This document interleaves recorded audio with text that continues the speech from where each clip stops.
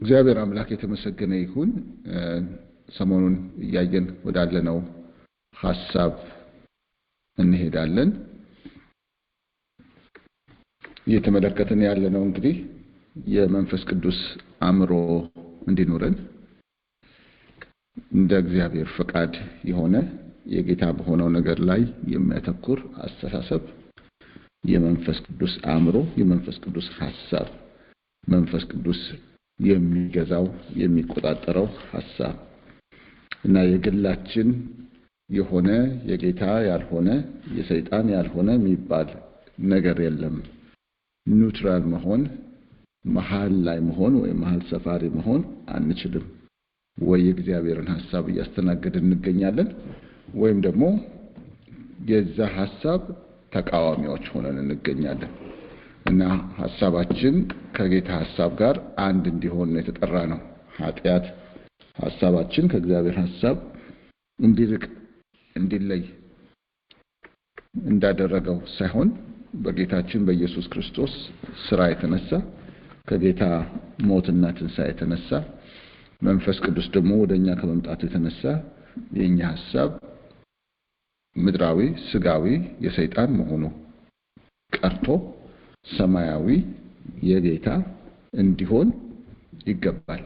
ስለዚህ ያንን እግዚአብሔር ሁሉ ጊዜ እንዲሰጠን ተጠንቅቀን ደግሞ እንድንመላለስ፣ ለዚህ ደግሞ የኛ ሚና የጎላ ስለሆነ የጌታ ቃል ልብን ስጠኝ ስለሚል ልባችንን መስጠት፣ ልብን ጠብቅ ስለሚል ደግሞ ለሌላ ራሳችንን አሳልፈን እንዳንሰጥ እንድንጠብቅ ስለሚገባ ያንን እንግዲህ ኃላፊነታችንን መወጣት እንድንችል እግዚአብሔር እንዲያግዘን ያንን በማሰብ ነው እንግዲህ እየተማርን ያለነው። ለዚህ ሐሳብ መነሻ የሚሆኑንን ከሮሜ መጽሐፍ ላይ ተመልክተን ነበረ። የመንፈስ ሐሳብ እያለ ያለው ወይም ስለ መንፈስ ማሰብ፣ ስለ ስጋ ማሰብ እያለ የሚያስቀምጠውን በሌሎቹ እንግሊዝኛ ትርጉም ላይ በሚያስቀምጠው አባባል ነው እንግዲህ እየወሰድን ያለነው። ይሄውም ደግሞ በመንፈስ ቅዱስ የተቆጣጠረው አእምሮ፣ በጌታ መንፈስ ላይ የሚያተኩር በእግዚአብሔር ሐሳብ ላይ የሚያተኩር አእምሮ፣ ማይንድ ኮንትሮልድ ባይ ዘ ሆሊ ስፒሪት የሚለው በመንፈስ ቅዱስ ቁጥጥር ስር የገባ አእምሮ፣ የእግዚአብሔር ነገር ላይ ያተኮረ አእምሮ። ያ አእምሮ የመንፈስ ቅዱስ አእምሮ በእግዚአብሔር ፈቃድ ላይ የሚያተኩር አእምሮ ነው ብለናል እና የሰዎች ሐሳብ ሁሉ ጊዜ ከእግዚአብሔር ፈቃድ ጋር ባላቸው ግንኙነት ሊመዘኑ እንደሚገባቸው እግዚአብሔር ምን ይላል ስለዚህ ነገር የሚለው ወሳኝ እንደሚሆን ይህን ተመልክተናል። እንግዲህ ከብሉይ ኪዳን የናባልንና የአቢጌልን ታሪክ ከአንደኛ ሳሙኤል ምዕራፍ 25 አየን። ትናንትና በነበረን ጊዜ ደግሞ በመስቀሉ ላይ ጌታ ኢየሱስ በተሰቀለ ጊዜ ከግራና ከቀኙ የተሰቅለው የነበሩት ሁለቱ ሰዎች ስለ ጌታ የነበራቸውን ሐሳብ በተመለከተ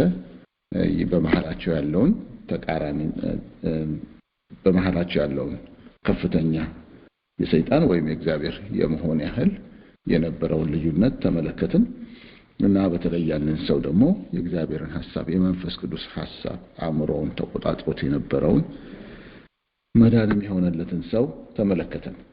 ዛሬ እንድናየው የምፈልገው እዛው አዲስ ኪዳን ውስጥ ወንጌላት ውስጥ የምናየው ይሆናል።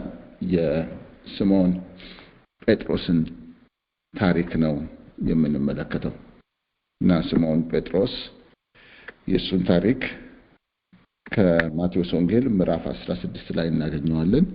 በማርቆስ ወንጌል ምዕራፍ 8 ላይ እናገኘዋለን እና እነዚህ ሁለቱን ቦታዎች አውጥተን እንመለከታለን። የማቴዎስ ወንጌል ምዕራፍ 16 እና የማርቆስ ወንጌል ምዕራፍ 8 እናውጣ። ታሪኩ በሁለቱም ቦታ ላይ ስላለ አንደኛው ላይ ከሌላኛው ላይ ደግሞ ተጨማሪ የሚሰጠን መግለጫ ስላለ ሁለቱንም ቦታዎች ብናወጣቸው ጥሩ ይሆናል። የማቴዎስ ወንጌል ምዕራፍ 16 እንዲሁም የማርቆስ ወንጌል ምዕራፍ 8። እሺ የማቴዎስ ወንጌል ምዕራፍ 16 ላይ ያለውን ከቁጥር 13 ጀምሮ እስከ 23 ድረስ ያለውን አነባለሁ። የምፈልገው ሐሳብ ያለው ከ21 እስከ 23 ባለው ውስጥ ነው። ግን ያንን ቀድሞ ያለው ሁኔታ ማነበው እንዲያያዝልንና እንዴት ራሳችንን ካልገዛን በአንድ ጊዜ ምን ያህል ለውጥ እንደሚሆን ማየት እንድንችል ነው። ዛሬ የምናየውን ከ21 እስከ 23 ያለውን ሐሳብ ስለ መንፈሳዊ ውጊያ በተማረን ጊዜ እንግዲህ እሱን የመንፈሳዊ ውጊያን ሐሳብ ያየነው ምናልባት 2 ዓመት ሊሆነው ይችላል። ጊዜው ትዝ አይለኝም፣ ግን በ2021 ሊሆን እንደሚችል ገምታለሁ። 2020 ካልሆነ 2021 ላይ ነው ያየነው በዚህ በማለዳ ጸሎት ላይ። የዛን ጊዜ ማንሳቴን አስታውሳለሁ። ግን በዚህ ትምህርት አሁን በምንማረው ሐሳብ ውስጥ ይህም ደግሞ አንዱ ልናየው የምንችለው ምሳሌ ስለሆነ እንመለከተዋለን። የማቴዎስ ወንጌል ምዕራፍ 16 ከቁጥር 13 ጀምሮ አነባለሁ። በጌታ በኢየሱስ ክርስቶስ ስም አነባለሁ። ኢየሱስም ወደ ፊልጶስ ቂሳርያ ሀገር በደረሰ ጊዜ ደቀ መዛሙርቱን ሰዎች የሰውን ልጅ ማን እንደሆነ ይሉታል ብሎ ጠየቀ። እነርሱም አንዳንዱ መጥምቁ ዮሐንስ፣ ሌሎችም ኤልያስ፣ ሌሎችም ኤርምያስ ወይም ከነቢያት አንዱ ነው ይላሉ አሉት። እርሱም እናንተስ እኔን ማን እንደሆንኩ ትላላችሁ አላቸው። ስምዖን ጴጥሮስም መልሶ አንተ ክርስቶስ የሕያው እግዚአብሔር ልጅ ነህ አለ። ኢየሱስም መልሶ እንዲህ አለው፣ የዮና ልጅ ስምዖን ሆይ በሰማያት ያለው አባቴ እንጂ ሥጋና ደም ይህን አልገለጠልህምና ብፁዕ ነህ። እኔም እልሃለሁ አንተ ጴጥሮስ ነህ፣ በዚህችም ዓለት ላይ ቤተ ክርስቲያኔን እሠራለሁ፣ የገሃነም ደጆችም አይችሏትም። የመንግሥተ ሰማያትንም መክፈቻዎች እሰጥሃለሁ። በምድር የምታስረው ሁሉ በሰማያት የታሰረ ይሆናል፣ በምድርም የምትፈታው ሁሉ በሰማያት የተፈታ ይሆናል። ያን ጊዜም እርሱ ክርስቶስ እንደሆነ ለማንም እንዳይነግሩ ደቀ መዛሙርቱን አዘዛቸው። ቁጥር 21 ከዚያን ቀን ጀምሮ ኢየሱስ ወደ ኢየሩሳሌም ይሄድ ዘንድ ከሽማግሌዎችና ከካህናት አለቆች ከጻፎችም ብዙ መከራ ይቀበልና ይገደል ዘንድ በሦስተኛውም ቀን ይነሳ ዘንድ እንዲገባው ለደቀ መዛሙርቱ ይገልጥላቸው ጀመር። ጴጥሮስም ወደ እርሱ ወስዶ አይሁንብህ ጌታ ሆይ፣ ይህ ከቶ አይደርስብህም ብሎ ሊገስጸው ጀመረ። እርሱ ግን ዘወር ብሎ ጴጥሮስን ወደ ኋላዬ ሂድ አንተ ሰይጣን፣ የሰውን እንጂ የእግዚአብሔርን አታስብምና እንቅፋት ሆነህብኛል አለው ይለናል። እንግዲህ የምንመለከተው የዚህን የሐዋርያው ጴጥሮስን ነው። በዚህ ወቅት የነበረውን የጴጥሮስን አስተሳሰብ እንመለከታለን። በዚህ አሁን ባነበብነው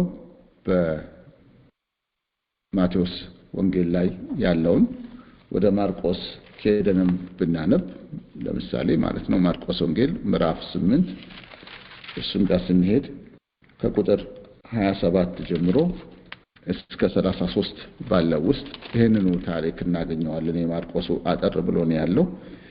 የማርቆስ ወንጌል ምዕራፍ 8 ከቁጥር 27 እስከ 33 እናያለን።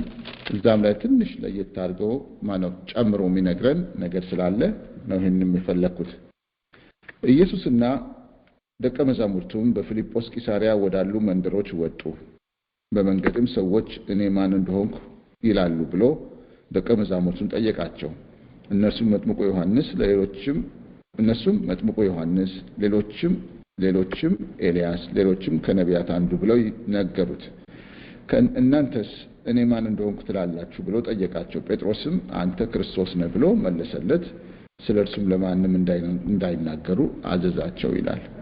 እና እዚህ ጋር ባጭሩ አንተ ክርስቶስ ነህ ብለው መለሰለት ይለናል። እዛ ማቴዎስ ላይ ያነበብነው ላይ ግን አንተ ክርስቶስ የሕያው እግዚአብሔር ልጅ ነህ የሚለውን ሰፋ አድርጎ እዛ ጋር የሚነግረን።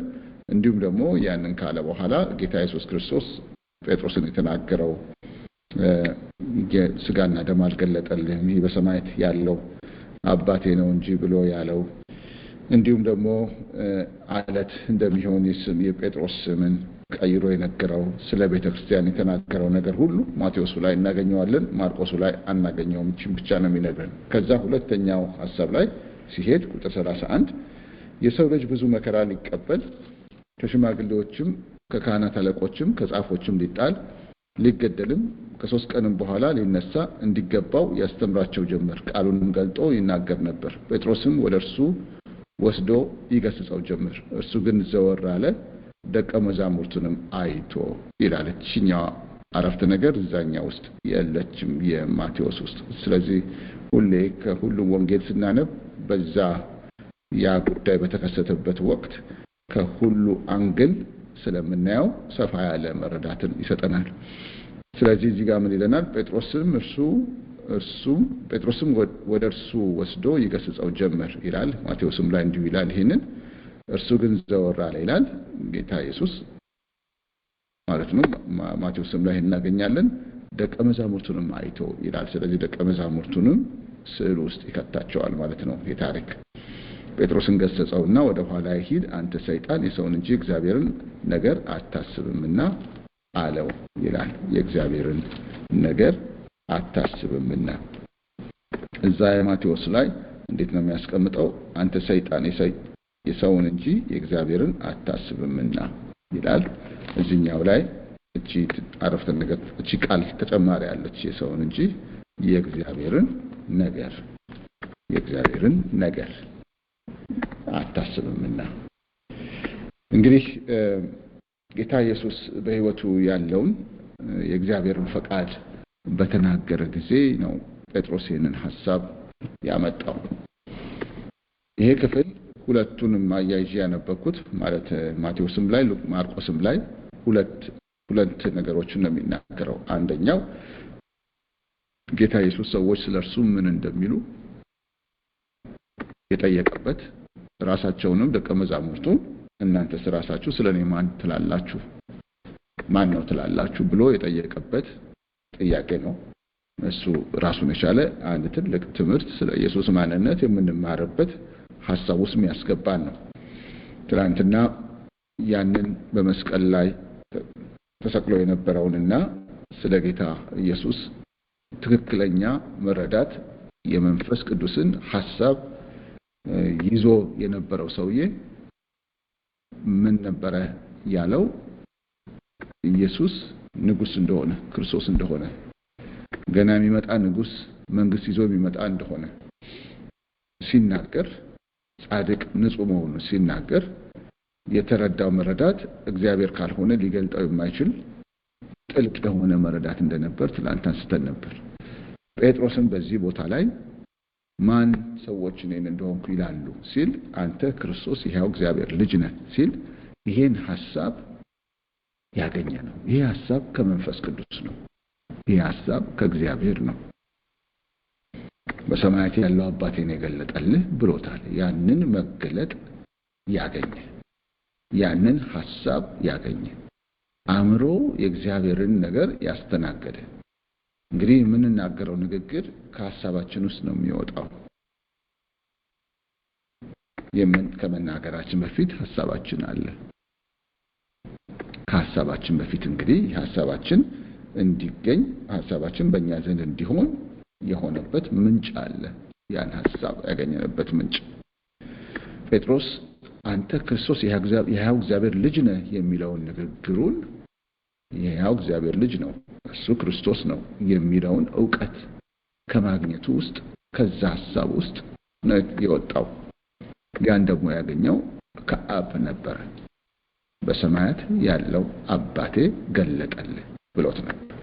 የእግዚአብሔርን ሐሳብ ያወቀ፣ ኢየሱስን በተመለከተ የእግዚአብሔር ፈቃድ ምን እንደሆነ፣ ኢየሱስን በተመለከተ እግዚአብሔር ምን እንደሚል ያወቀ ነው። እግዚአብሔር ደግሞ እሱ ልጁ እሱ መሲህ እንደሆነ ይሄንን ለጴጥሮስ ገልጦለታል። ይሄንን ያስተናገደ አእምሮ ነው። ልዩ አእምሮ ነው። ልዩ አእምሮ ነው። ለምን ለማንም የሚታወቅ አልነበረም። እግዚአብሔር የገለጠለት ሲሆን ብቻ ነው። ስለዚህ አንተ ብፁዕ ነህ የተባለው ለዚህ ነበር። አእምሮሽ ታላቅ ነው፣ የተመሰገነ ይሁን፣ ብሌስድ ነው፣ የተባረከ ነው እንደተባለች አቤጊያ ይሄ የተባረከ ነገር ያገኘው ሰው ነበር ጴጥሮስ። የእግዚአብሔርን መገለጥ ያገኘ ሰው፣ እግዚአብሔር የሚናገረው ሰው፣ የእግዚአብሔርን ፈቃድ ያገኘ ሰው ነበር። በማርቆስም በማቴዎስም ሳነብ ልብ ብላችሁ እንደሆነ ይሄ ሁለተኛው ታሪክ ከመጀመሪያው ጋር ቀጥሎ ነው የምናየው። እና የሚያስደንቀውም ለዚህ ነው። ሁለቱንም አንድ ላይ እንዳነበው የፈለኩት ሁለቱን ታሪኮች ማለት ነው።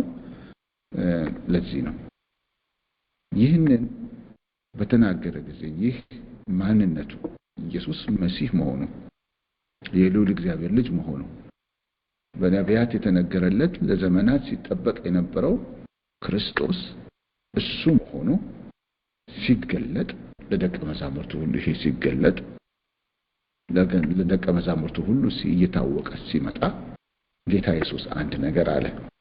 አሁን የማቴዎስን እንደመነሻ ክፍል ብንወስደው ቁጥር 20 ላይ ያን ጊዜም እርሱ ክርስቶስ እንደሆነ ለማንም እንዳይነግሩ ደቀ መዛሙርቱን አዘዛቸው አለ። አዘዛቸው። ለምንድን ነው ያዘዛቸው? ጊዜው ገና ስለሆነ ይላል። ወደ ምዕራፍ 17 ቁጥር 9 ላይ ስናነብ ከተራራውን በወረዱ ጊዜ ኢየሱስ ክብሩን የገለጠበት ተራራ ማለት ነው። በወረዱ ጊዜ ኢየሱስ የሰው ልጅ ከሙታን እስኪነሳ ድረስ ያያችሁትን ለማንም አትንገሩ ብሎ አዘዛቸው።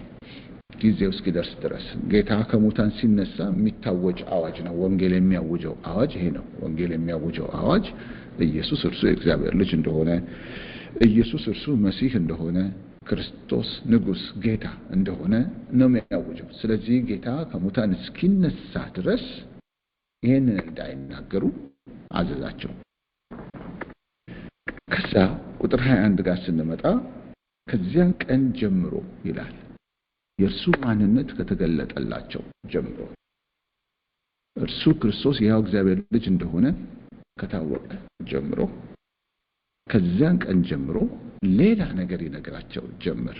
ሌላ ነገር የሚለው ለነሱ እንደ ተቃራኒ የሚታይ ነገር ከክብር አኳያ ከዚያን ቀን ጀምሮ ኢየሱስ ወደ ኢየሩሳሌም ይሄድ ዘንድ ከሽማግሌዎችና ከካህናት አለቆች ከጻፎችም ብዙ መከራ ይቀበልና ይገደል ዘንድ በሶስተኛውም ቀን ይነሳ ዘንድ እንዲገባው ለደቀ መዛሙርቱ ይገልጥላቸው ጀመር ይላል። እንግዲህ ከዛ በፊት የነበረው ምንድነው? ይሄ በመሃላቸው ያለው ኢየሱስ እሱ መሲህ መሆኑን ተረዱ። ማለት ንጉስ መሆኑን ተረዱ። የሚነግስ እንደሆነ ተረዱ። በእግዚአብሔር ፕሮግራም ደግሞ የሚነግሰው ሰሞኑን አይደለም። የሚነግሰው በጥቂት ቀናት ወራት ውስጥ አይደለም። የሚነግሰው ገና ወደፊት ነው። ከሞት ገና ሞት አለ በፊቱ። ገና ከሞት መነሳት አለ። ወደ ሰማይ መሄድ አለ። ከዛ በኋላ ገናኛ ሁሉ የምንጠብቀው ምጽአት በዛ ወቅት ነው ንጉስ ሆኖ የሚመጣው በእስራኤል ላይ። ደቀ መዛሙርቱ መሲህ መሆኑን ተረዱ ማለት ንጉስ መሆኑን ተረዱ። ስለዚህ ካሁን በኋላ የሚቀጥለው ስቴፕ መንገስ ነው ብለው ነው የሚያስቡት። ክብሩን ተረዱ። በሚቀጥለው ታሪክ ላይ ምዕራፍ 17 ላይ እንደምናየው ደግሞ በተራራ ላይ ክብሩን አሳያቸው። የዛ የንግስናውን ክብር፣ የምጽአቱን ክብር፣ የእግዚአብሔር ልጅነቱን ክብር አሳያቸው። እግዚአብሔርም አብ ደግሞ ራሱ ድምጹን ሲያሰማ የምወደው ልጄ ይህ ነው ብሎ ሲናገር ሰሙ። የሚቀጥለው ነገር የሚጠብቁት መንገስ ነው። ኢየሱስ ሲነግስ ማየት ነው። ግን የሚቀጥለው እንደሱ ሳይሆን የሚቀጥለው መሞት ነው። የእግዚአብሔር ፕሮግራም፣ የእግዚአብሔር ፈቃድ የኢየሱስ ክርስቶስ መሰቀል ነው። መሲህ ነው ግን ሊሰቀል ነው። ንጉስ ነው ግን ሊሰቀል ነው። ንጉስ መሆኑ ተገልጦ የሚቀጥለው መልእክት ተሰቀለ፣ ይሰቀላል የሚል መሆኑ አብሮ አይሄድም። ለምን? በእስራኤል ባህላቸው በልማዳቸው ውስጥ አንድ ሰው ንጉስ እንደሆነ ከተነገረለት ከተወሰነ ጊዜያት በኋላ ሲነግስ ነው የሚያዩት። ምናልባት ዓመታት ሊፈጅ ይሆናል፣ ግን እንደዚህ እንደ ኢየሱስ ሳይሆን ማለት ነው። የዳዊትን ብናስብ የተወሰኑ ዓመታት ፈጅቷል፣ ግን ለዘላለም አይደለም። ወይም ደግሞ ሰማይ መሄድ ወይም መሞት የሚባል ነገር የለም እና ወዲያው ነው የነገራቸው። ከዛ ክብር በኋላ ከዛ የክብሩ መገለጥ የማንነቱ መገለጥ በኋላ ነገራቸው። ይሄ የእግዚአብሔር ፈቃድ ነው። ይሄ ነቢያትም የተናገሩለት ጉዳይ ነው፣ የሱ የመሰቀል ጉዳይ። ከዚያን ቀን ጀምሮ ኢየሱስ ወደ ኢየሩሳሌም ይሄድ ዘንድ ከሽማግሌዎችና ከካህናት አለቆች ከጻፎችም ብዙ መከራ ይቀበልና ይገደል ዘንድ በሦስተኛውም ቀን ይነሳ ዘንድ እንዲገባው ለደቀ መዛሙርቱ ይገልጥላቸው ጀመር። ኢየሱስ ልክ ይህንን የመሰቀሉን መከራ የመቀበልና የመሞቱን ዜና መናገር ልክ ሲጀምር ጴጥሮስ አንድ ነገር አደረገ። ጴጥሮስን ወደ እርሱ ወስዶ ይላል። ሁለቱም ቦታ ላይ እንደሱ ነው የሚለን፣ ወደ እርሱ ወስዶ ይላል። ኢየሱስን ማለት ነው። ጴጥሮስም ወደ እርሱ ወስዶ ማለት ከሌሎቹ ደቀ መዛሙርት ለይቶ ማለት ነው።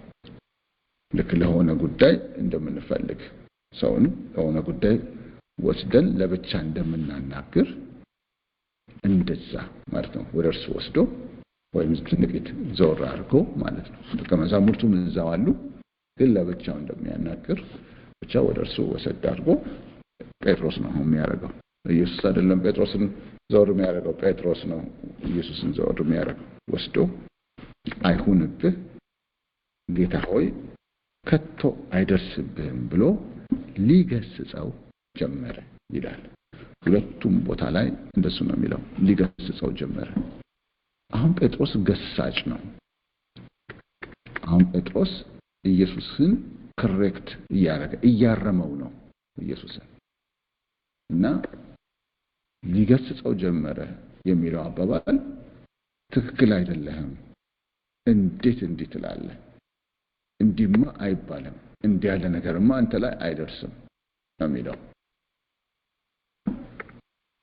አንተ ንጉስ መሆኑን ክርስቶስ መሆኑን ከጥቂት ደቂቃዎች በፊት ጴጥሮስ ነው የተናገረው። የሰማይና የምድር ጌታ የሆነው ማን ነው? በሰማይ ያለው አብ እሱ መገለጥን የሰጠው ነበር። ከጥቂት ደቂቃ በፊት የእግዚአብሔርን ፈቃድ ያገኘ ያን ሐሳብ ያገኘ ሰው ነበር እና ንጉስ መሆኑን ተናግሯልና ከጥቂት ጊዜ በኋላ ደግሞ እንደሚነግስ በዛው እስራኤል በዛው ዘመን ይጠብቃል ማለት ነው ጴጥሮስ። ይሄኛው ከሱ ጋር ተቃረነበት። ይሄኛው አሁን መከራ ይቀበላል፣ ይሞታል የሚለው ነገር ተቃረነበት። ምንም እንኳን በሶስተኛው ቀን ይነሳል እያለም ቢናገር ጌታ ኢየሱስ ያን ሁሉ መቀበል ጴጥሮስ አልቻለም እና ገሳጭ ሆነ። አሁን ጴጥሮስ አይሁንብህ፣ ይሄ አይድረስብህ ብሎ ነው ያለው። አይሁንብህ፣ አይድረስብህ።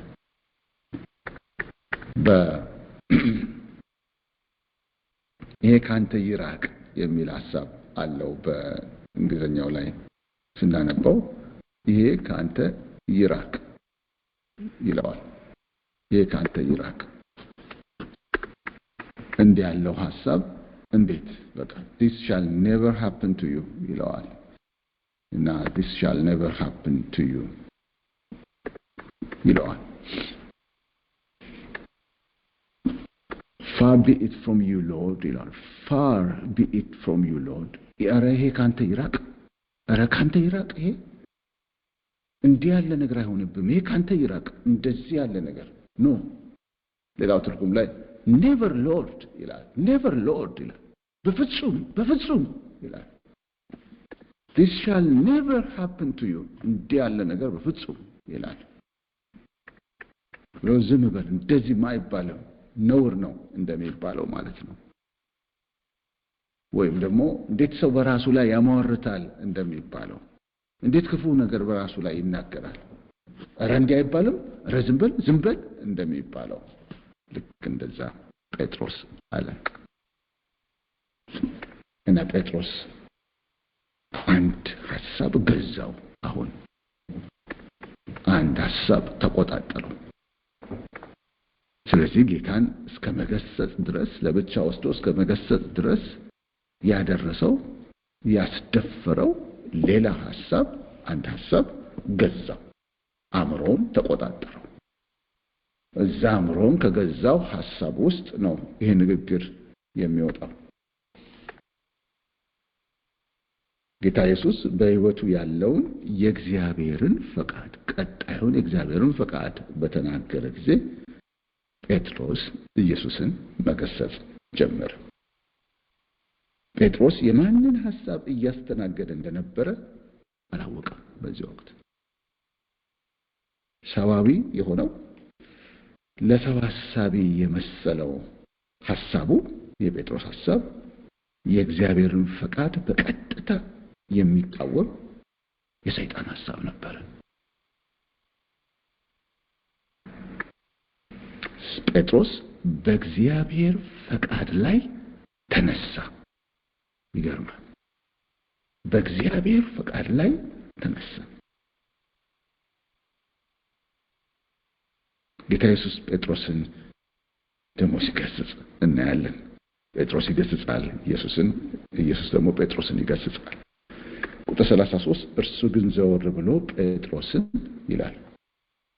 እርሱ ግን ዘወር ብሎ ጴጥሮስን ይለናል።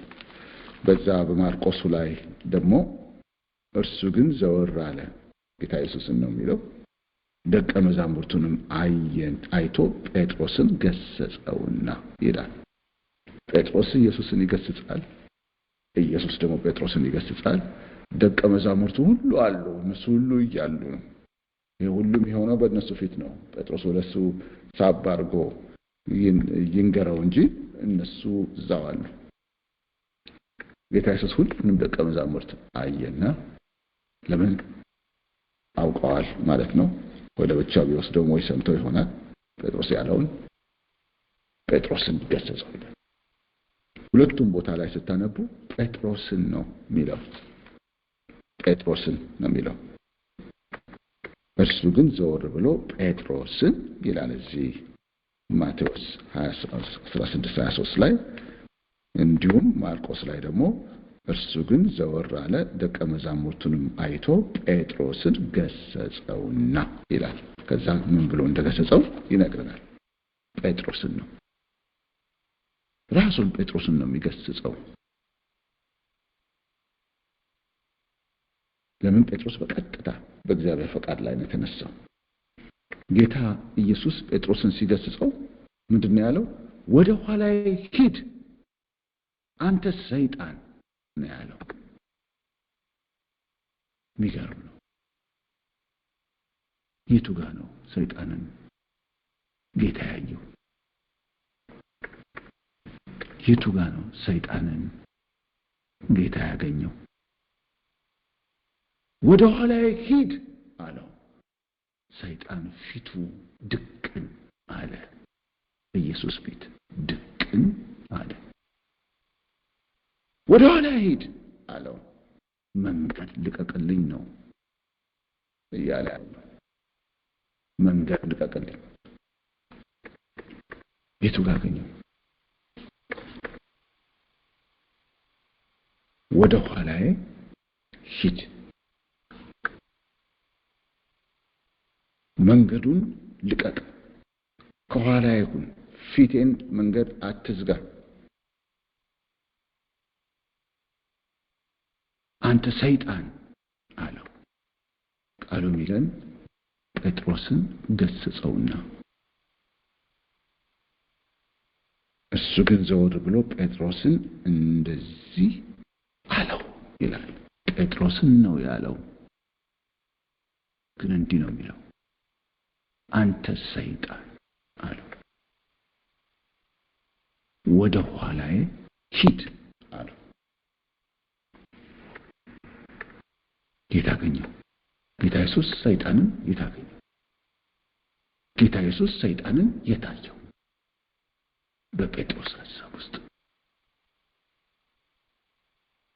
በጴጥሮስ ሐሳብ ውስጥ አሁን በጴጥሮስ አንደበት እየተገለጠ ያለው ሰይጣን ነው። አይገርምም?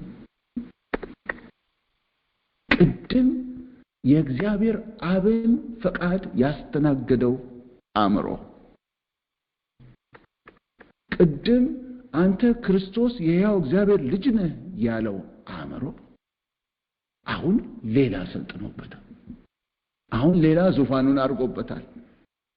የእግዚአብሔር ጠላት የሆነው ዲያብሎስ ቁጭ ብሎበታል እዛ አእምሮ ላይ። አላወቀም ጴጥሮስ ማያናገረው እንዳለ አላወቀም። ጌታ ኢየሱስ ሰይጣንን ያገኘው በጴጥሮስ ሐሳብ ውስጥ ነው።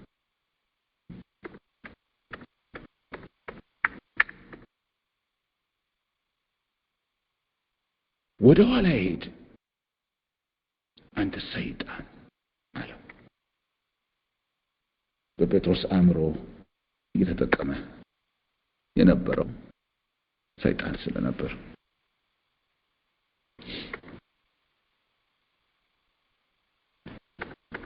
ሰይጣን ሐሳቡን ወደ ጴጥሮስ ሲያመጣ ለሰው የሚመች ለሥጋ የሚመች ሰዋዊ አድርጎ ነው ያቀረበለት።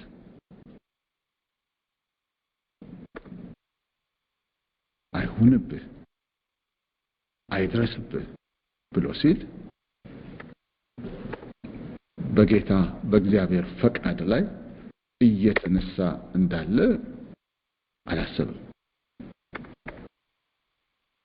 አይሁንብህ፣ አይድረስብህ ሲል ክፉ ነገርን እንደሚከለክል ነው ያስበው። ክፉ ነገር እንደሚከለክል የክፉ ነገር ወደ ኢየሱስ ሊመጣ ያለ ክፉ ነገር መከራ፣ ይሄ ስቃይ፣ ይሄ መንገላታት፣ ይሄ ሞት የሚባለውን ነገር እንደሚከለክል ነው ያስበው።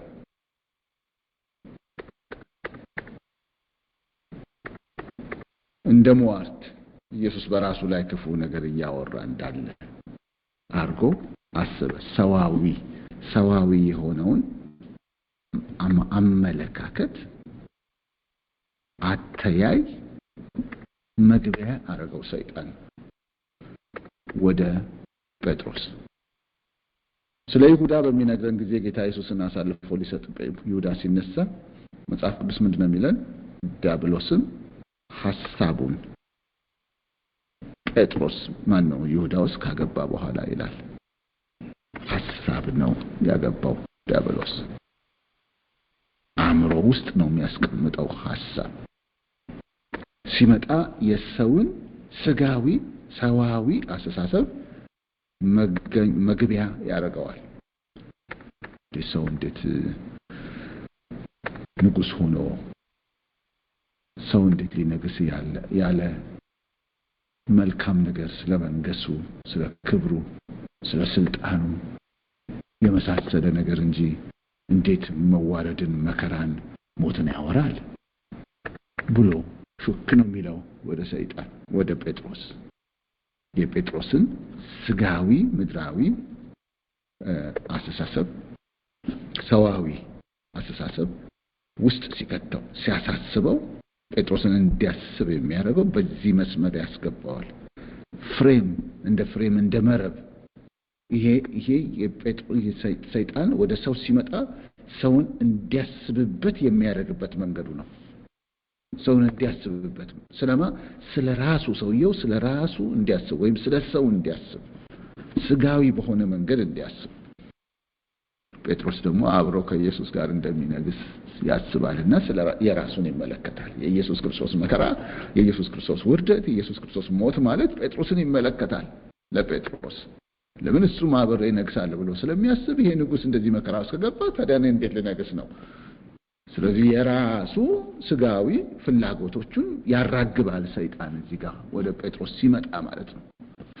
ሲያሳስብ አሳሳቢው ሰይጣን ይሆናል። ሐሳቡን ወደ ውስጡ ሲከት ሰይጣን እኮ ሲከት ሐሳቡን ጴጥሮስን እንዲያስብ ያደርገዋል። እንዲያስብ ሲያደርግ ስለ ራሱ እንዲያስብ ያደርገዋል። ስለ ሥጋ እንዲያስብ ያደርገዋል። እንዴ አንተ እንዴት ልትሆን ነው? እሱ ከተዋረደ እንዴ እንደዚህማ አይባልም እኮ ይሄማ ትክክል አይሆንም የሚለው አስተሳሰብ ሰይጣን ጴጥሮስን በዚህ መልክ እንዲያስብ እያደረገው አእምሮን እንዲያስብ እያደረገው ከዛ ጴጥሮስ ይሄንን ሐሳብ ይገዛዋል ማለት ነው። ያስተናግደዋል። ትክክል አድርጎ ይቆጥረዋል። ለካስ ወዲያው ምን ሆኗል? የሰይጣን አለቃባይ ሆኗል። ቅድም የሰማይ አምላክ ማንም ሊረዳው ማይችለው መገለጥ የሰማይ አምላክ ብቻ ከገለጠ በቀር የሚታወቀውን ነገር ያስተናግደው አእምሮ ብዙ ሳይርቅ እንደገና የተቃራኒውን የሰይጣንን አስተናገደ። ምንድነው የምንማረው? አእምሮአችንን ካልገዛን እንደዚህ ሰይጣን ወዲያው ሊጋልብበት ይችላል ማለት ነው። እና የሚለየው የእግዚአብሔር መንፈስ ካለየው የሐሳባችን የሰይጣን መሆኑ እንኳን ላይታወቅ ይችላል። ጌታ እኮ ለየው። ያን ሐሳብ እኮ ስለለየው ነው ጌታ እንዴ ተናገረው። ደቀ መዛሙርቱ ይለዩት ይሆን? ጌታ እንደዚህ ፊት ለፊታቸው የሚናገረው ለሁሉም እንዲነቁ ይመስለኛል እንጂ እነሱም ላይለዩት ይችሉ ነበር። በጴጥሮስ የተነገረው ትክክለኛ ሐሳብ ይመስላል፣ ጥሩ ሐሳብ ይመስላል። ግን በእግዚአብሔር ፈቃድ ላይ አሁን ቅድም ኢየሱስ በገለጠው የሰው ልጅ መከራ ሊቀበል ያስፈልገዋል፣ እንደዚህ ሊሆን ያስፈልገዋል፣ ይሰቀላል፣ ከዛ በኋላ ይነሳል የሚለው የእግዚአብሔር ፈቃድ ነው። የሰማይ ፈቃድ ነው። ይሄ የሰማይ ሐሳብ ነው። ይሄ የሰማይ አመለካከት ነው። ይሄ ሰማያዊ ሐሳብ ነው። በዛ ላይ በቀጥታ ነው የሚነሳው። እነዚህ በመስቀል ላይ የነበሩት ሁለቱም ሰዎች እንደዚህ ናቸው። ስለ ኢየሱስ ተቃራኒ ነው ሐሳባቸው። ናባልና አቢጌል ተቃራኒ ነበር ሐሳባቸው። እዚህም ጋር እንዲሁ ነው። ተነሳ በእግዚአብሔር ፈቃድ ላይ።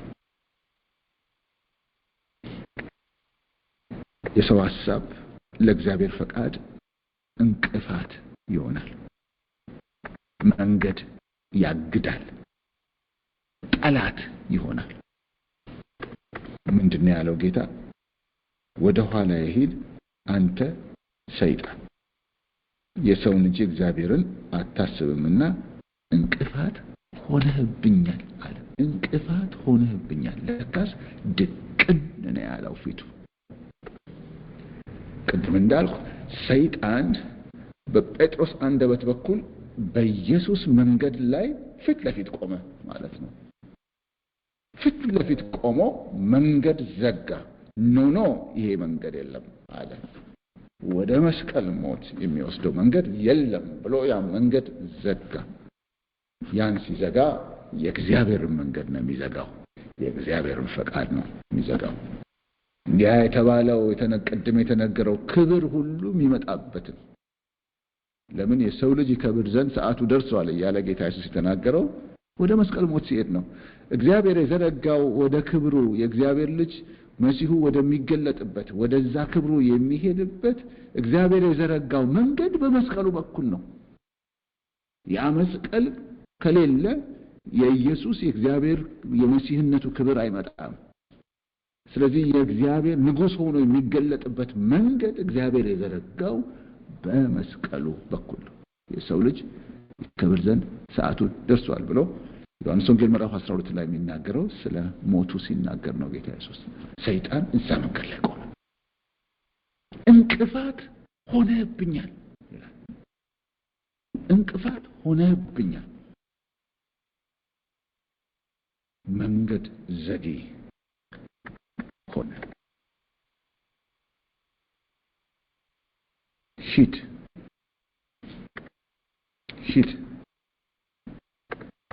get behind me Satan ይላል እንግሊዝኛው። get behind me Satan ይላል። ኋላ ሂድ ወደ ኋላ ከፊቴ ልቀቅ። you are a stumbling block to me ይላል። stumbling block እንቅፋት፣ አጋጅ፣ መንገድ ዘጊ፣ አላሳልፍ ባይ ሆኗል ሐሳብ ነው።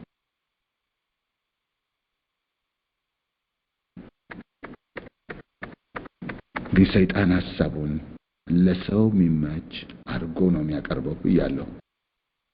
ስለዚህ ነው አእምሮአችንን ልባችንን መጠበቅ የሚገባን። ምን አለው ጌታ? የሰውን እንጂ የእግዚአብሔርን አታስብምና ይላል። የሰውን እንጂ የእግዚአብሔርን አታስብምና። የማርቆሱ ላይ ምን ይለዋል? ወደ ኋላ ሂድ አንተ ሰይጣን፣ የሰውን እንጂ የእግዚአብሔርን ነገር አታስብምና ይላል። የእግዚአብሔርን ነገር አታስብምና። ይህንን አንደኛው ትርጉም ላይ እንደዚህ ይለዋል፣ for you are not setting your mind on the things of God ይላል። ልክ ይሄ አባባል ሮሜ 8 ላይ ስለ መንፈስና የሥጋ ሐሳብ በተናገረበት ጊዜ ተጠቀመበት ነው። a mind, desire, set on things of God የሚለው የመንፈሳዊ አእምሮ የመንፈስ ሐሳብ ብሎ ሮሜ 8 ላይ ያስቀመጠው ነው። በእግዚአብሔር በሚፈልገው ነገር ላይ የተተከለ አእምሮ። እዚህ ጋር ግን ምን አለው ጌታ ኢየሱስ? ከእንግሊዝ ስታንዳርድ ቨርዥን ነው ማነበው። ምን ይለዋል? ሰይጣንን ማን ነው ጴጥሮስን ሲገስጸው for you are not setting your mind on the things of God ይላል። አእምሮህን በእግዚአብሔር ነገር ላይ አላደረክም፣ ወይም እግዚአብሔር በሚፈልገው ላይ አላደረክም።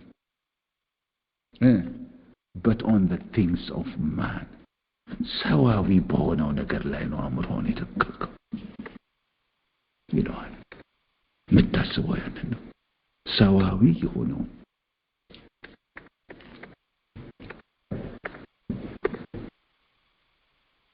ስለዚህ በመስቀል ላይ እንደነበሩት ሁለት ወንበዴዎች አንደኛው እንደዚህ ሌላኛው እንደዛ እንዳሉት፣ ወይም እንደ ባልና ሚስቱና ባልና ቢጊያ አንደኛው እንደዚህ ሌላኛው ደግሞ ሌላ እንዳለችው ሳይሆን እዚህ ጋር የምናየው አንዱ ራሱ ጴጥሮስ ሁለቱን ሰው ሲሆን እናያለን። በጥቂት ደቂቃ ልዩነት አንዱ ጴጥሮስ፣ አንዴ እግዚአብሔር፣ አንዴ ሰይጣን።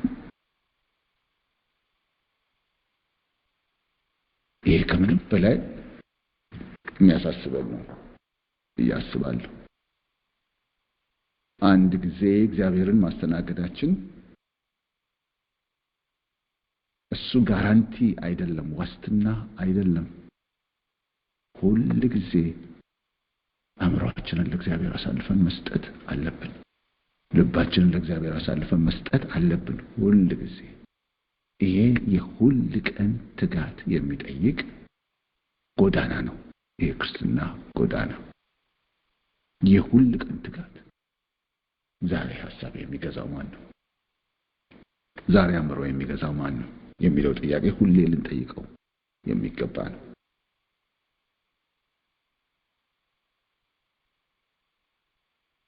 የእግዚአብሔርን አታስብ ማለት።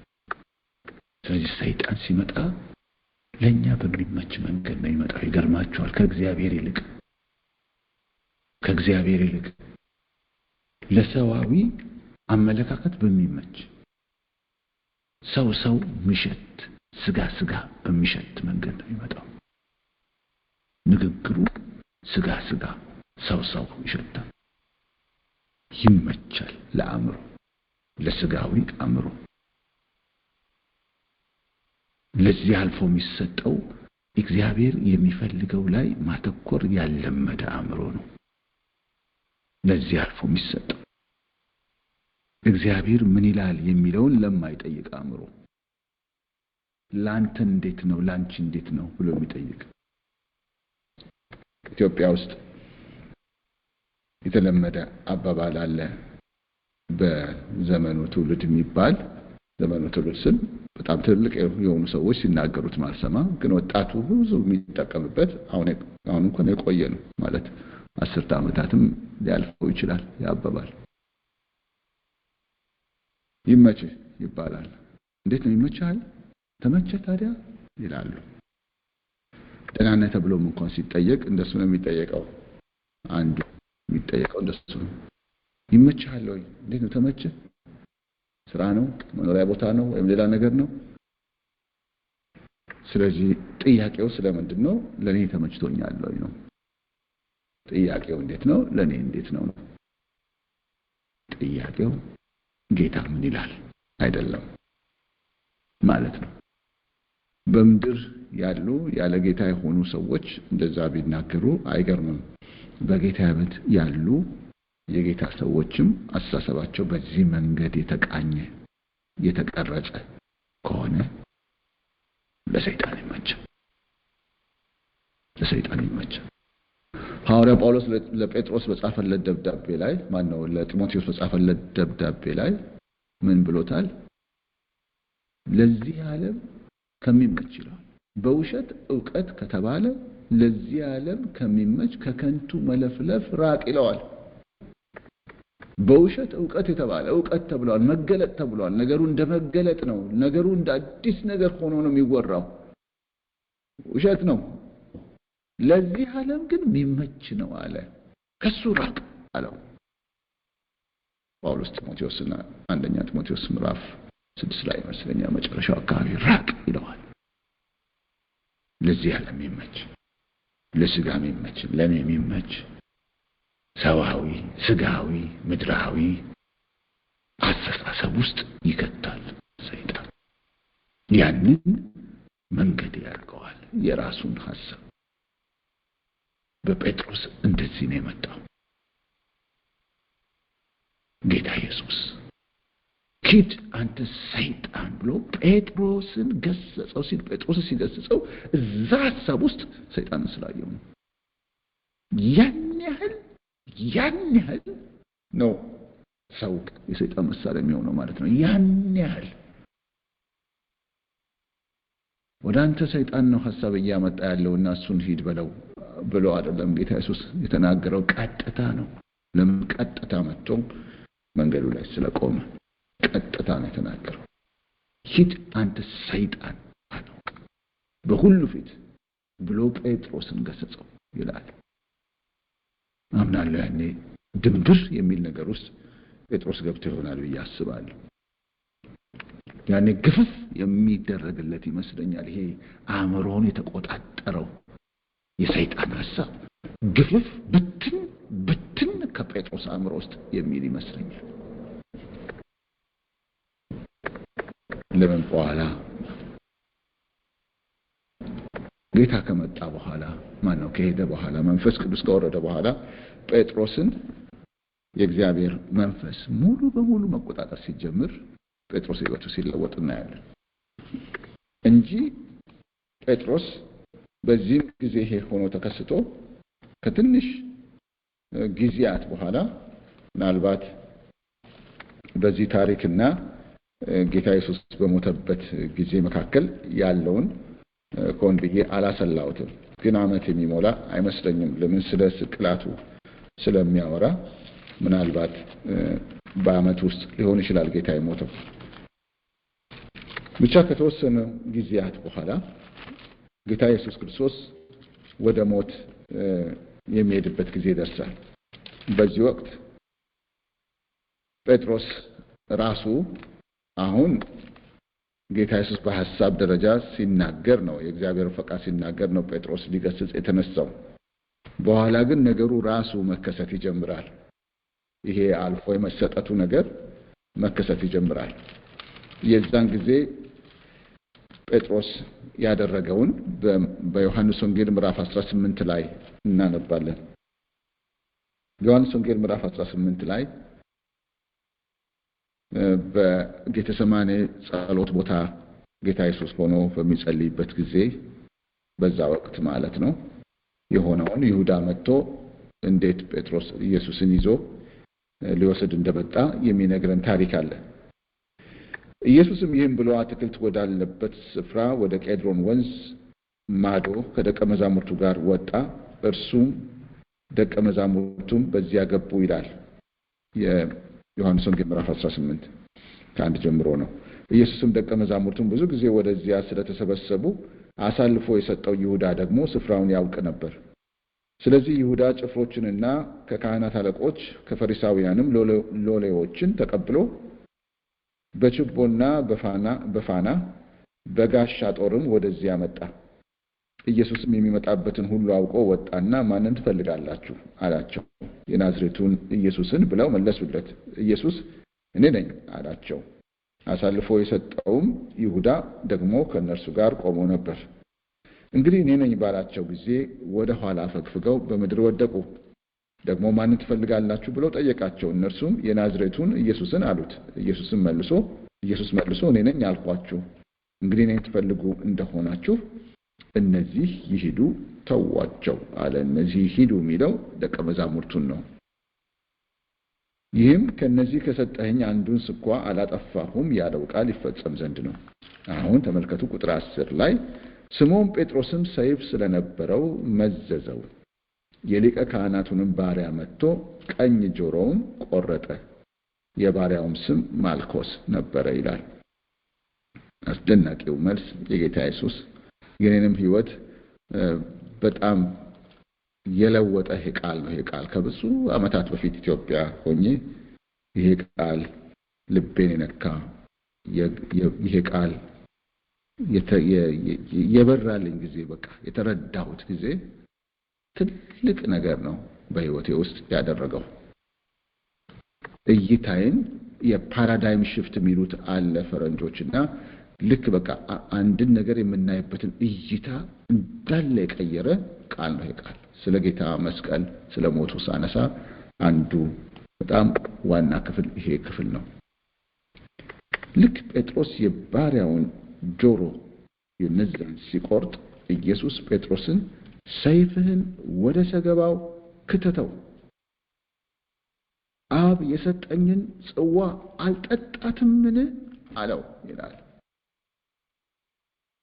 ጽዋ ነው።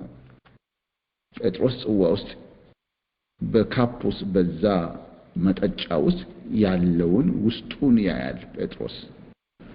ኢየሱስ ደግሞ አጠጪውን ያያል። ጴጥሮስ ውስጡን ሲያይ መራራ ነው፣ ካፖ ሞት ነው፣ መከራ ነው፣ ስቃይ ነው።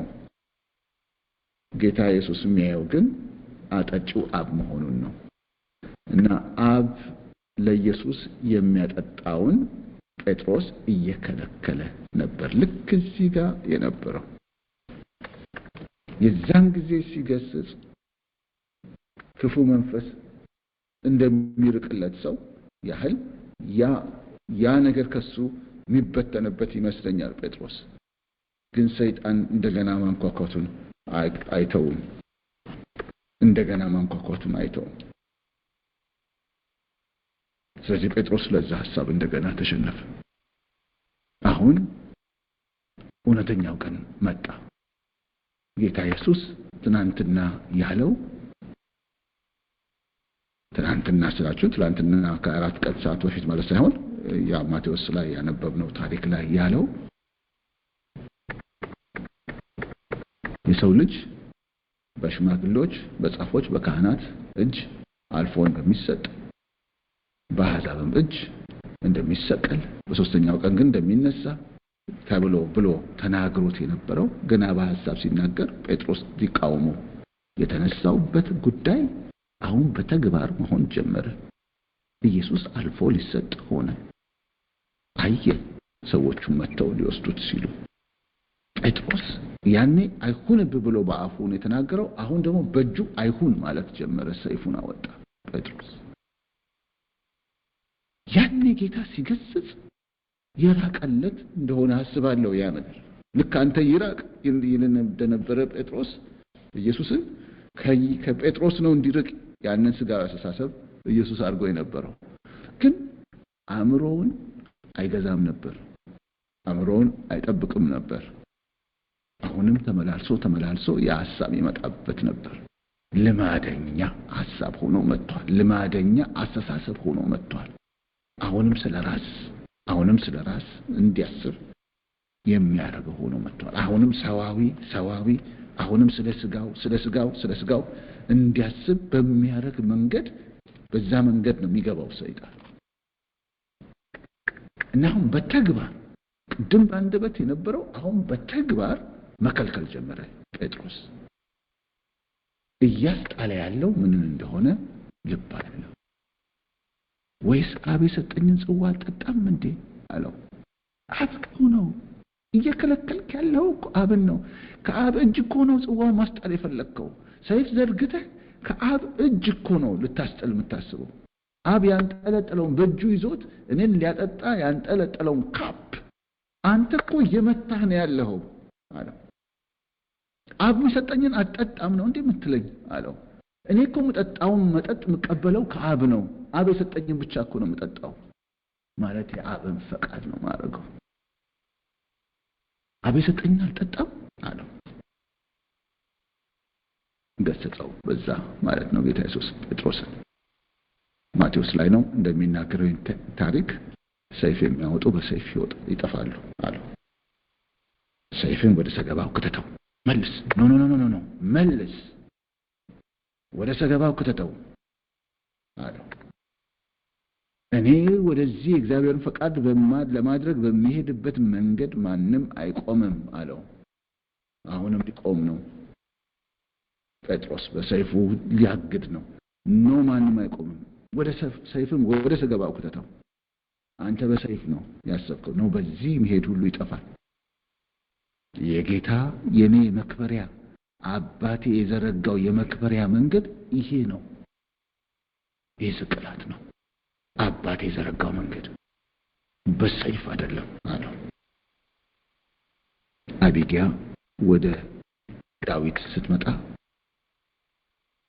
እጅህ እንዳይክስህ አለችው። እጅህ ራስን እንዳያድን የከለከለህ እግዚአብሔር ነው አለችው። እጅህ እንዳይክስህ። ኢየሱስም እንዲህ ነው ያለው፣ እኔ ከሙታን የምነሳው እኔ ንጉሥ መሆነው አብ አድርጎት ነው እንጂ እኔ ተከላክዬ አይደለም፣ ለራሴ ዲፌንድ አድርጌ አይደለም፣ ሰይፍ አምጥቼ ተዋግቼ አይደለም። ኖ ያ አይደለም መንገዱ። መልሰው ሰይፍን ወደ ሰገባ አለው።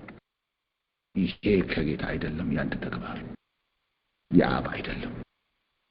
መልሰው አለው። በዚህ መንገድ የሚሄዱ ሁሉ ይጠፋሉ አለው። ይሄ አንተ ጎዳና የሚያጠፋ ነው አለው። ሰይፍን ወደ ሰገባው መልስ። ሰይፍ የሚያነሱ በሰይፍ ይጠፋሉ። አብ የሰጠኝ ጽዋ አልጠጣም እንዴ አለው። እዛ ጋር ጴጥሮስ ነገር ታሪክ እዛ ጋር ይቆምና እንግዲህ በኋላ እስከምን ድረስ እንደ ጴጥሮስ እንደሄደ ታያላችሁ። ለመካድ እስኪሄድ ድረስ ሰይጣን ሐሳቡን የሚያስጨንቀው ሰው ነበር።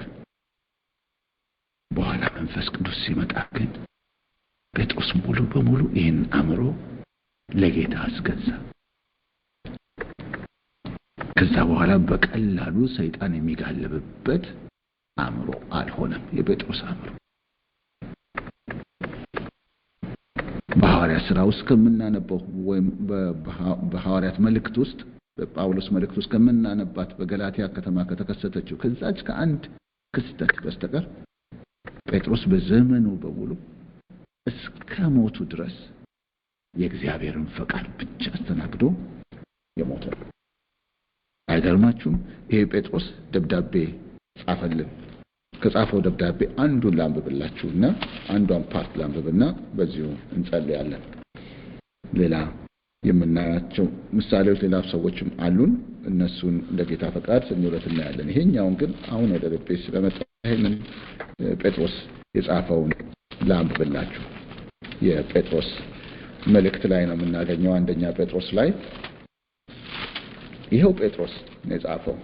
ከስንት ዘመን በኋላ ሸምግሎ ባለበት ጊዜ እኔ ሽማግሌው እያለ የሚናገር ጴጥሮስ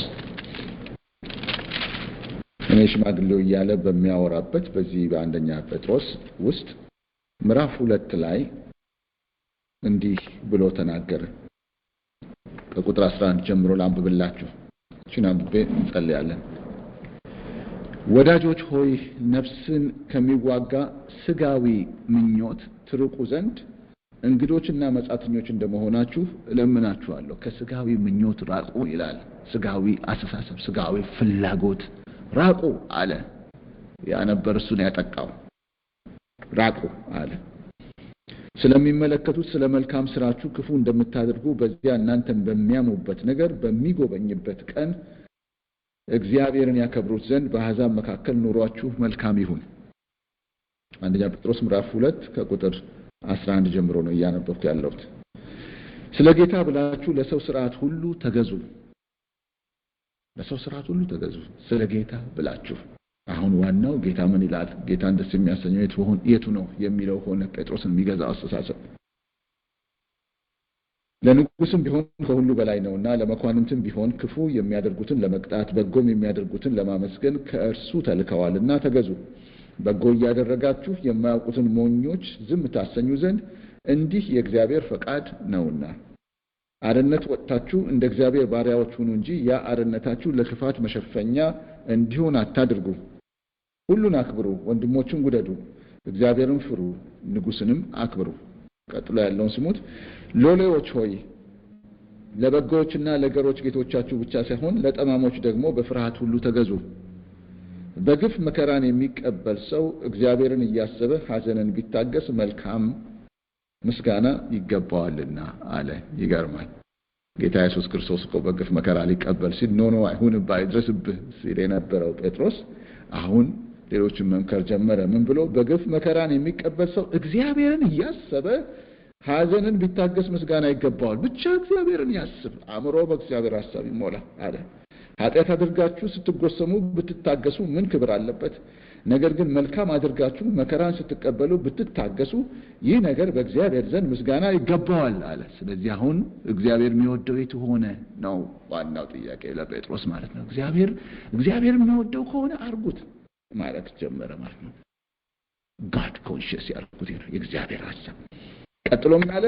የተጠራችሁለት ለዚህ ነውና ክርስቶስ ደግሞ ፍለጋውን እንድትከተሉ ምሳሌ ተወላችሁ ስለእናንተ መከራን ተቀብሏልና ለዚህ ነው አለ። በቃ ያ የክርስቶስ መንገድ አሁን መንገዱ አረገው ጴጥሮስ ራሱ። እርሱም ኃጢአት አላደረገም፣ ተንኮልም በአፉ አልተገኘበትም፣ ሲሰድቡት መልሶ አልተሳደበም፣ መከራን ሲቀበል አልዛተም። ነገር ግን በጽድቅ ለሚፈርደው ራሱን አሳልፎ ሰጠ። ለኃጢአት ሞተን ለጽድቅ እንድንኖር እርሱ ራሱ በስጋው ኃጢአታችንን በእንጨት ላይ ተሸከመ። በመገረፉ ቁስል ተፈወሳችሁ። እንደ በጎች ትበዘበዙ ነበርና አሁን ግን ወደ ነፍሳችሁ እረኛና ጠባቂ ተመልሳችኋል። የተፈወሰ ሰማያዊ በመንፈስ ቅዱስ ቁጥጥር ስር የገባ የጴጥሮስ አእምሮ እንዲህ አይነትን ምክር መምከር ጀመረ። ያ ኢየሱስ ፊት ሲያሳየው የነበረው አእምሮ ቀረ። አሁን ሌላ አእምሮ ሆኗል። መንፈስ ቅዱስ የገዛው አእምሮ። እግዚአብሔር እያሰብከው መከራ እንኳን ብትቀበል፣ በግፍ እንኳን መከራ ቢደርስብህ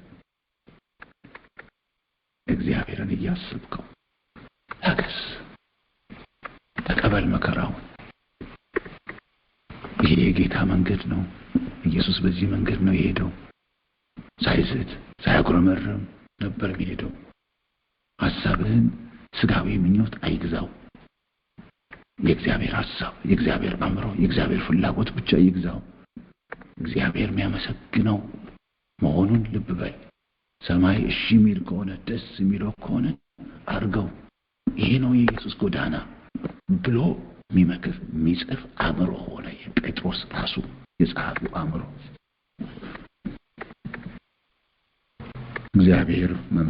የእግዚአብሔር በመንፈሱ አእምሮአችንን ይግዛ። ስለ የትኛውም ነገር የምናስበው እንዴት ነው? የማን ሐሳብ ነው? ማን ነው አእምሮአችንን የሚገዛው? ማን ነው አእምሮአችንን የሚቆጣጠረው? ለማሰተነ ሁልጊዜ ትዝ የሚለን የማን ፍላጎት ነው? ይሄ ነገር እንዴት ነው ለኔ ነው የምንለው? ይመቸኛል ነው የምንለው? አይ ነገር አይመቸኝም ነው የምንለው? ወይስ ጌታ ምን ይላል ነው የምንለው? ስለዚህ ጉዳይ ጌታ ምን ይላል? ስለኔ ጌታ ምን ይላል? ስለዛ ጌታ ምን ይላል? ስለዛኛው ሁኔታ ጌታ ምን ይላል? ስለ ዘመኑ ጌታ ምን ይላል? ስለ ሀገር ጉዳይ ጌታ ምን ይላል? ምን ይላል ጌታ? እሱ ነው አእምሮአችንን ሊገዛው የሚገባው ሐሳብ። እንጸልያለን።